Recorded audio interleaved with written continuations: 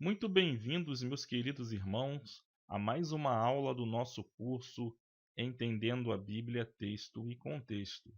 Hoje nós vamos falar sobre a Mesopotâmia. Então, dando continuidade à parte de geografia e clima do Antigo Oriente Médio, das terras bíblicas, nós vamos falar sobre a Mesopotâmia e sobre a Babilônia. Aqui nós temos esse mapa na nossa tela que vai nos ilustrar bem o Antigo Oriente Médio, vai falar sobre a Mesopotâmia também aqui nesse mapa e vai nos mostrar onde estava localizado a Babilônia. Então aqui nós temos o rio Tigre e Eufrates, né? Então a Mesopotâmia ela é um termo grego que significa terra entre rios. Então, essas terras que estão compreendidas entre o rio Tigre e o rio Eufrates são as terras da Mesopotâmia. E nessa região, a atividade humana começou a se desenvolver muito cedo na história do mundo. As atividades humanas, as relações humanas, os reinos que se desenvolveram aqui, elas têm uma importância muito grande para o entendimento da Bíblia. E é por isso que nós vamos ver nesta aula um pouco sobre esses povos. Por quê? Eles aparecem em diversos livros bíblicos, em diversas histórias, eles estão envolvidos.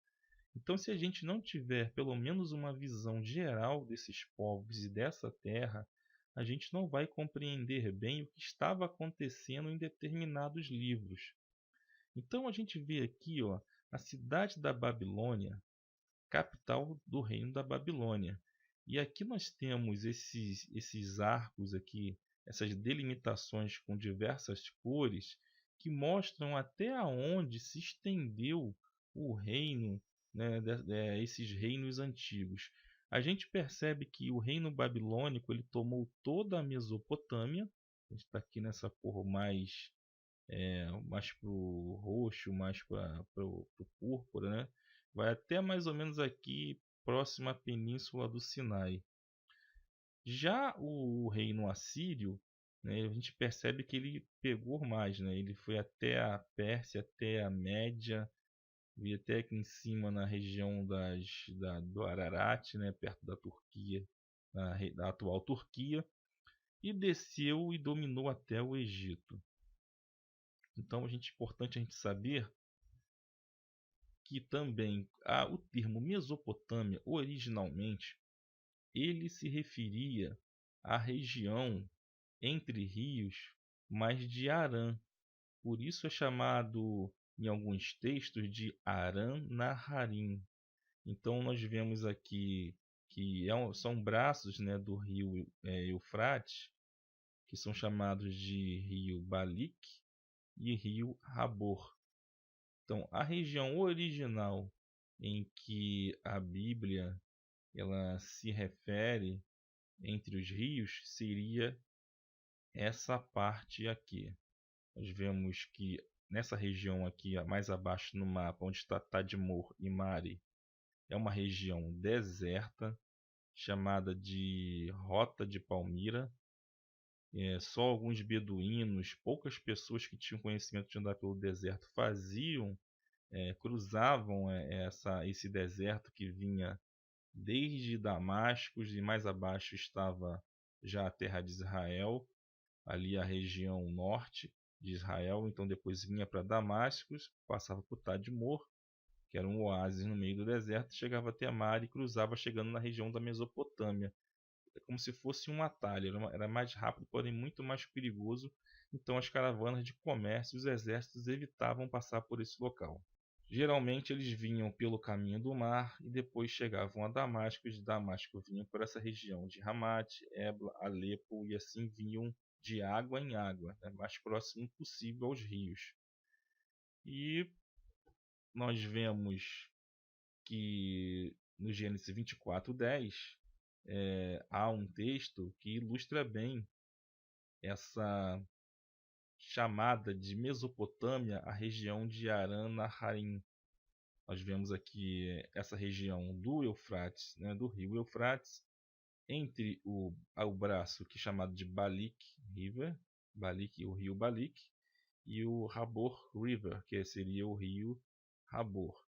Essa região aí, ela é ilustrada no Gênesis 24:10, quando Abraão pede para que um dos seus servos vá buscar uma esposa, né, para o seu filho Isaque. Eu vou ler aqui, tá? E o servo tomou 10 camelos dos camelos do seu senhor, no caso é Abraão, e partiu, pois que todos os bens de seu senhor estavam em sua mão, e levantou-se e partiu para Mesopotâmia, para a cidade de Naor. Então, a cidade de Naor era ali em Harã.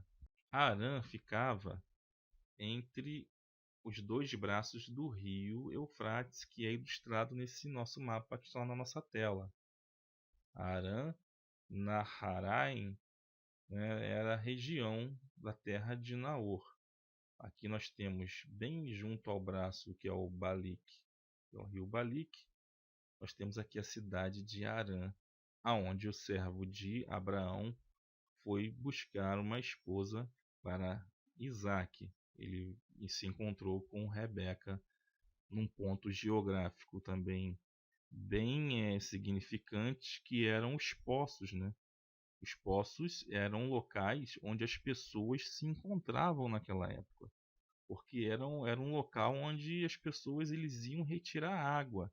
Então, faziam-se filas, né? Até essa própria ilustração que nós temos aqui na tela mostra isso, né? São várias pessoas que iam a esses locais, locais estratégicos, portanto, para buscar água, e ali se desenvolviam as relações humanas, as conversas floresciam, os negócios também poderiam se iniciar a partir desse primeiro contato. Nós vemos isso acontecendo com Moisés, né, quando ele defende as filhas do seu sogro Jetro, que estavam sendo hostilizadas pelos pastores de Midian. Nós vemos isso aqui com o servo de Abraão e Rebeca. Nós vemos isso também com Jesus e a mulher samaritana. Jesus usou ali um local estratégico, que era o poço, né, o poço de Jacó, onde a mulher samaritana estava retirando água, e ali ele aproveita essa oportunidade para poder passar a sua mensagem divina, né, e transmitir o seu evangelho. Então Jesus usou pontos geográficos estratégicos, né? Isso é uma lição para a gente, né, que a gente também deve procurar usar de estratégias. Pode ser tecnologia, pode ser a geografia, pode ser a cultura. Enfim, a gente tem essa lição bíblica, né? Então fica aberto aí para interpretações a partir desses textos.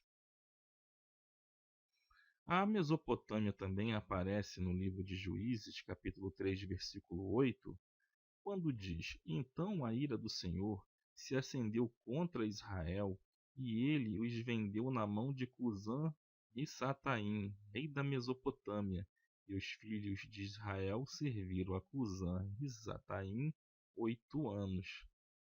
Então aqui nós vemos que a Mesopotâmia ela aparece, né, nos textos bíblicos. Ela é muito importante a gente conhecer a geografia, né, a história dessa região, para que a gente possa entender de que o texto está falando, né, de que povos, de que lugar, de que cultura que o texto bíblico está falando, para que a gente possa também fazer as nossas interpretações e as nossas aplicações dos textos bíblicos. Aqui nós vemos a cidade de Harã, né, nesse slide que nós temos aqui na nossa tela. A gente percebe que é uma foto atual e continua, né, sendo uma região ainda muito árida, né? O chão, você pode ver que é um chão de terra, muito barro nessa região mesmo. Isso já nos dá aí um insight muito bom, de como se comporta a geografia e até mesmo a geologia desses locais. Agora eu queria falar um pouco sobre a temperatura, né, o clima, a chuva do antigo Oriente Médio. Se a gente pegar aqui esses mapas climáticos, a gente vai ver que um fala da umidade, né, da quantidade de chuvas, e o outro aqui mais à nossa direita vai falar sobre a temperatura. E há uma correspondência, né? A gente vê aqui que quanto mais azul e verde é o local onde mais chuva possui. Por outro lado, quanto mais vermelho, maior a temperatura. Quanto mais claro aqui para o laranja, a temperatura é mais amena. Então a gente percebe que aqui na Arábia Saudita, né, na região da antiga Arábia mesmo, é bem amarelo, né? Então a chuva aqui é praticamente zero. Aqui tem um deserto muito grande. Israel também tem dificuldade de chuva, mas ao norte tem uma parte mais verdinha, então é uma região que mais chove. Nós vemos aqui a península do Sinai também muito seca, muito árida, e o Egito em si, na região do Egito, nós vemos também uma região muito árida, com pouca chuva. E quando vem aqui para Anatolia, que hoje é a atual Turquia, que nós vemos que aqui a chuva se comporta melhor. Aqui tem mais chuvas também, porém aqui próximo à Mesopotâmia é uma região muito montanhosa. Nós temos aqui cadeias de montanhas que servem de limite físico, né, de limites naturais para a Mesopotâmia, enquanto que aqui ao sul do rio Tigre e Eufrates, a gente percebe que aqui tem um deserto também limitante. Então, ao norte da Mesopotâmia, do rio Tigre, está as cadeias de montanhas Taurus, Azagros, o Ararat, enquanto que aqui ao sul nós temos um deserto muito árido mesmo, um deserto que não há como sobreviver, não tem água nesse deserto, a não ser em alguns pontos específicos, são verdadeiros oásis, né, no meio do nada. A própria Mesopotâmia é uma região muito seca, muito árida, é uma planície aqui, né, tá? Essas regiões são planas, é uma região muito aberta, muito plana, e esses rios, o Tigre e o Eufrates, eles partem aqui dessa região montanhosa e correm em direção ao Golfo Pérsico, que era chamado de Mar Baixo na Antiguidade. E nós percebemos aqui que essa região ela constantemente sofria inundações. E esses rios, né, eles são rios perenes, eles não secam, né, durante o ano, eles têm água o ano todo e em alguns momentos do ano eles inundam, né, as suas margens se projetam para o meio das terras. E o que acontece é que geralmente na primavera essas montanhas aqui, a neve delas derrete, porque elas são montanhas que são cobertas de neve o ano todo. Em Israel também, no norte, ali próximo à região do Líbano, tem o Monte Hermon, que também é coberto de neve o ano inteiro. E o derretimento dessa neve é que vai alimentar o Mar da Galileia e vai alimentar também o Rio Jordão. Aqui, o que acontece aqui na Mesopotâmia, quando chega a primavera, além da chuva, né, que cai sobre essas cadeias montanhosas, também a neve que está, né, no topo dessas montanhas derrete, trazendo muito mais água. Tá? E além do mais, essas montanhas, né, são habitadas por alguns animais. E também a própria vegetação, né, das folhas que caem, das árvores, as plantas que eventualmente venham a morrer. Então todo esse material orgânico ele se decompõe. E se decompondo com a água que vai descendo da neve derretida, com a chuva, tudo isso se mistura à água e cria um lodo, né? Um lodo com material orgânico, e o material orgânico ele é muito fértil para a agricultura, torna a terra muito fértil. Então esses rios eles trazem essa água junto com esse lodo orgânico, uma coisa muito fértil, e inunda uma boa parte da terra entre os rios, deixando também esse lodo, né? Esse fertilizante natural, o que faz com que essas terras sejam muito férteis para se plantar. Né? Porém, essa região é uma região lamacenta, é uma região de barro mesmo. É uma região que tem pouquíssimas árvores, tá? Eles eram muito dependentes de madeira. As pessoas, quando se mudavam, tem diversos historiadores que dizem que eles levavam suas portas de madeira devido à falta de madeira que tinha nessa região da Mesopotâmia. É uma região também onde falta pedra, né? Não tem muita pedra aqui, tanto que eles faziam os seus tijolos com barro. Lá no Gênesis já vem dizendo, né, quando eles vão criar ali a Torre de Babel é na região da Babilônia, por isso Babel, Babilônia vem de Babel. E eles usavam o barro, né, iam lá e depois queimavam, assavam esses barros em fornos e assim faziam tijolos, porque em outras partes, né, como no Egito, era usado pedras, né? Tinha muita pedra no Egito, então eles iam nas pedreiras, cortavam para fazer as pirâmides, para fazer os templos aos deuses deles, e de forma que tem ruínas, né? As pirâmides estão lá, tem muita coisa que ficou porque eram feitas de pedras. Então essa região elas tinham que inclusive importar madeira e importar pedras de outras regiões. Então aqui o Líbano, né, ele com os cedros do Líbano, nas montanhas libanesas onde tinham o cedro, árvores com 14 metros, né, 14 metros de diâmetro, o tronco de um cedro do Líbano, uma árvore que chegava a 20 metros de altura. Então esse comércio de madeira era algo espetacular, né, nesse tempo bíblico. E até pedras eram importadas, né, para poder fazer construções. Mas como era muito caro, então geralmente se limitava à construção de palácios, de templos. As pessoas comuns mesmo faziam os seus tijolos de barro. E isso também, essa necessidade de importação, né, por ser muito caro, muito distante de uma parte a outra, também isso impulsionava a guerra.